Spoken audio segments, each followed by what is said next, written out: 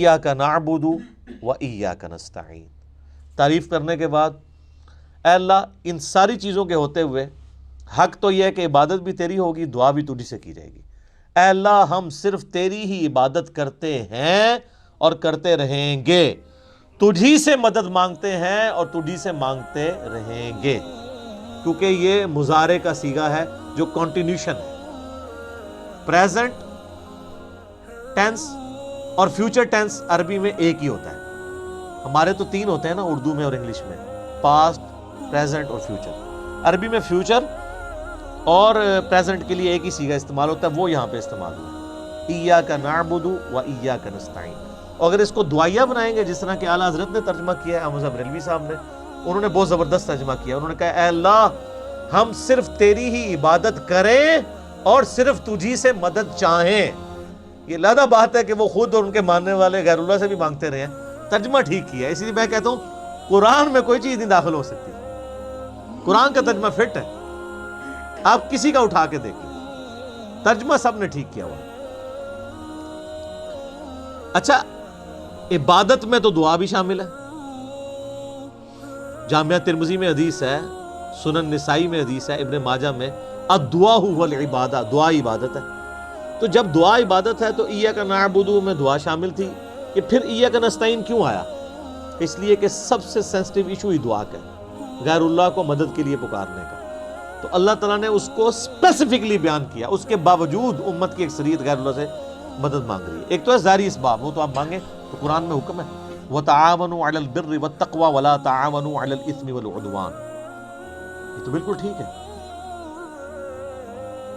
وہ ایک مفتی صاحب جو کیو ٹی وی پہ بیٹھے ہوئے ہیں لوگوں کے عقیدے خراب کرنے کے لیے، وہ کہتے ہیں جی اب پھر ہم امی سے روٹی نہ مانگے جا کے. بھائی امی سے روٹی وہ مانگتا ہے جس کی امی گھر موجود ہوتی ہے، جس کی امی قبرستان میں آرام فرما ہوتی ہے. اگر وہ امی سے روٹی مانگ رہا ہو تو اسے کیا کہا جاتا ہے؟ پاگل یا مجذوب. تھوڑے سوفسٹیکیٹڈ ورڈ، مجذوب یا پاگل. تو یہ پاگلوں سے آپ گفتگو کر رہے ہیں، یہ دھوکہ دے رہے ہیں. وہ کہتے ہیں نہیں کوئی دریا میں ڈوب رہا ہو تو اللہ کو پکارے گا، یا جو وہاں پہ کنارے پہ لوگ موجود ہیں ان کو پکارے گا. بھئی یہ تو ساری اسباب ہے.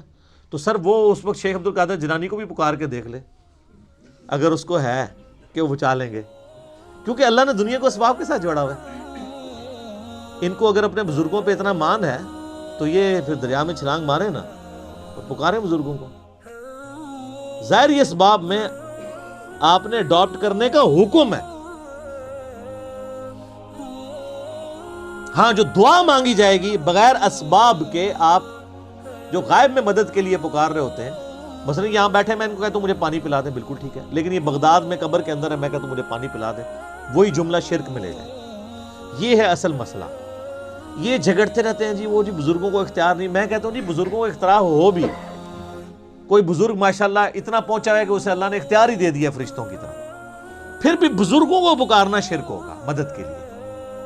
ویسے آپ نے محبت میں پکارنا ہے، آپ ضرور پکاریں، مدد کے لیے نہیں، ویسے اپنی محبت کا اظہار کریں. لبیک یا رسول اللہ کہیں، لبیک یا حسین کہیں، بالکل ٹھیک ہے، آپ محبت کا اظہار کریں. المدد نہیں. بارش کون برساتا ہے؟ اللہ. ڈیوٹی کس کی ہے؟ تو بارش فرشتوں سے مانگی جائے گی یا اللہ سے؟ اچھا اگر کوئی فرشتوں سے مانگ لے کہ یار خیر اللہ نے ڈیوٹی لگائی ہے، سر وہ مشرک ہو جائے گا. اور یہ قرآن میں لکھا ہوا ہے. آپ پارہ نمبر 20 کھول لیں اگر کسی کو توفیق ہو. میں نے کئی بار سنا ہے، میں ایک جگہ بیٹھا ہوا تھا، وہاں پہ ایک شیعہ ذاکر بھی تھے. اب مجھے 2-3 دن پہلے، شیعہ عالم تھے بلکہ ذاکر نہیں تھے، 2-3 دن پہلے پتہ چلا ہے وہ فوت بھی ہو گئے. بہت علمی آدمی تھے، اللہ تعالیٰ ان کی مغفرت کرے.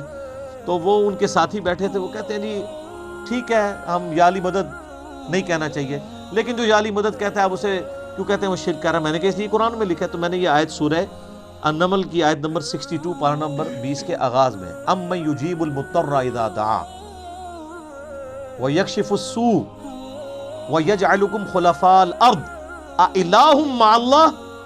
بھلا بتاؤ تو کون ہے جو مصیبت میں گھرے ہوئے شخص کی فریاد کو سنتا ہے اور اس کی تکلیف اس سے دور کرتا ہے، اور تمہیں اپنے ماں باپ کے مرنے کے بعد خلیفہ کرتا ہے اس زمین پر. االہ مع اللہ، کیا اللہ کے ساتھ کوئی اور الہ بھی ہے جس کی یہ کوالٹی ہو؟ قلیلا ما تذکرون، بڑے کم لوگ ہی نصیحت پکڑتے ہیں۔ تو میں نے کہا اللہ تعالیٰ کہہ رہا ہے کہ جس کے بارے میں تمہارا یہ عقیدہ ہے نا کہ وہ مصیبت اور پریشانی میں تمہارا مشکل کشا ہے، تو گویا الہ ہے وہ۔ اور سب سے پہلے تو مولا علی ان کے گریبان پکڑیں گے جنہوں نے مولا علی کے بارے میں عقیدہ گھڑ لیا۔ مولا علی بھی اپنی نمازوں میں اللہ کو پکارتے تھے، مولا علی کا ماننے والا بھی ہوگا جو اللہ کو پکارے۔ پھر بڑے بڑے دھوکے ہیں جی، وہ کہتے ہیں جی غیر اللہ سے مدد کہتے ہیں حرام ہے۔ اور کون کہتا ہے غیر اللہ سے مدد حرام ہے؟ آپ یہودی سے بھی مدد لیں، بخاری مسلم میں حدیث ہے نبی علیہ السلام جب فوت ہوئے ہیں آپ کی زرہ ایک یہودی کے پاس گروی رکھی ہوئی تھی، لیکن جو سامنے موجود نہیں اس سے تو نہیں آپ اسباب کے طور پہ مدد لے سکتے۔ وہ جی قرآن میں غیر اللہ سے مدد کہا ہے، کدھر ہے جی؟ وہ کہتے ہیں وَاسْتَعِينُوا بِالصَّبْرِ وَالصَّلَاةِ، نماز اور صبر سے اللہ کی مدد چاہو۔ تو وہ مدد تو اللہ کی چاہ رہے ہیں، یا یہ کہہ رہے ہیں کہ المدد یا نماز میری مشکل کشا، المدد یا صبر مشکل کشا۔ آگے نہیں پڑھتے ان اللہ مع الصابرین، صبر کرنے والوں کے ساتھ اللہ ہوگا۔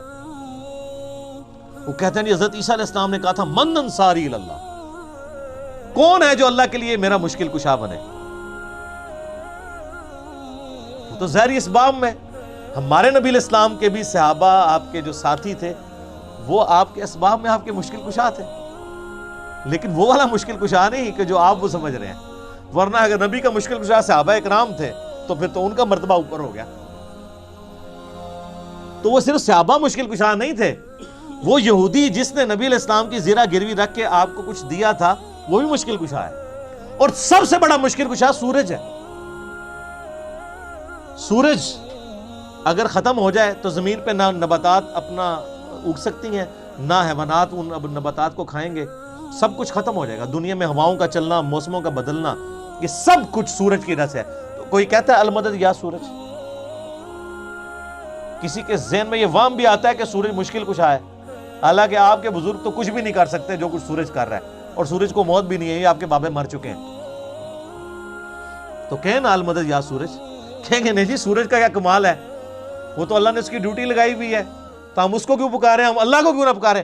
تو بابوں کی بھی اگر ڈیوٹی لگی ہوئی ہے تو بابوں کو نہ پکارو، ویسے ڈیوٹی کو نہیں لگی ہوئی۔ اگر لگی بھی ہو for the sake of argument, تمہاری جعلی جو دلائل ہیں اس پہ ایگری کرتے ہوئے، پھر بھی ان کو نہیں آپ پکارو گے،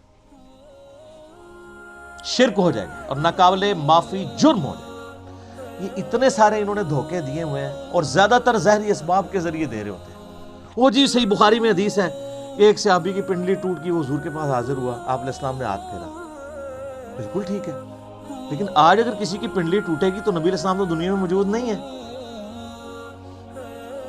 اور اگر آپ کو اتنا شوق ہے تو آپ اپنی پنڈلی توڑیں، آپ کو روزہ شریف پہ لے جاتے ہیں، پتہ چل جائے گا جڑتی ہے کہ نہیں۔ نبی علیہ السلام دنیا میں موجود ہوں، ہم دعا کروانے کے لیے اپنے مسائل ان کے سامنے لے کے جائیں گے۔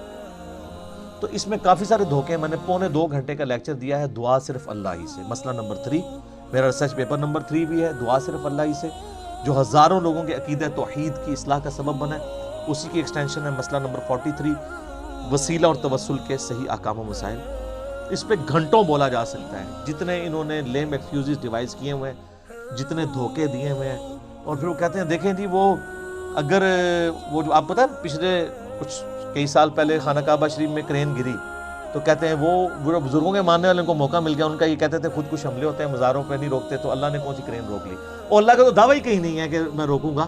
وہ ابرا کے لشکر کو ایک دفعہ ہی تباہ کیا ہے، یزید نے جب کعبے پہ چڑھائی کی ہے تو اللہ نے برباد نہیں کیا اس لشکر کو، دنیا بقدر ایفرٹ ہے۔ صحیح بخاری میں حدیث ہے قرب قیامت میں ایک پتلی ٹانگوں والا حبشی کعبے کی اینٹ سے اینٹ بجا دے گا، اللہ نے حفاظت وہ ابراہیم علیہ السلام کے لیے ایک دفعہ ہی آگ ٹھنڈی ہوئی ہے، کئی صحابہ جو ہیں وہ آگ میں جلائے گئے ہیں، رومن امپائر کی جنگوں میں تیل کے کڑاؤں میں ان کو ڈالا گیا۔ لیکن آپ کا دعویٰ ہے کہ آپ کے بزرگ سب کچھ کر سکتے ہیں، ہم کہتے ہیں پاکستان کی بجلی پوری کر دیں۔ اچھا یہ بزرگ جب بیمار ہوتے ہیں، یہ تو آغا خان میں اور شفا انٹرنیشنل میں جاتے ہیں، آپ بیمار ہوتے ہیں آپ کو اٹھا کے مزار پہ لے جاتے ہیں۔ آمدہ کوئی بزرگ بیمار ہو چیخیں بھی مارتا رہے، اس کو کہ نہیں سر دسو جانا کیڑے مزار تے ہیں، اسپتال نہیں تو کھڑنا۔ دنیا کے مہنگے ترین ہاسپٹلز میں یہ علاج کرواتے ہیں، آپ کو کہانیاں کرائیں گے کہ ہمارے پاس لے کے آؤ ہم بائی پاس کریں گے۔ کوئی دنیا کا بزرگ جو ہے وہ مجھے ختنہ کر کے بتائے، بائی پاس تو بہت بڑی چیز ہے، بلیڈ مارے بغیر، کیونکہ بائی پاس تو بغیر بلیڈ کے کرتے ہیں نا وہ، سب جھوٹ، فراڈ، اور صحیح ہو رہا ہے آپ کے ساتھ، کیونکہ آپ نے دین بھی ان لوگوں کے حوالے کیا ہوا، تو دیکھیں پھر آپ کے ساتھ کیا کر رہے ہیں وہ۔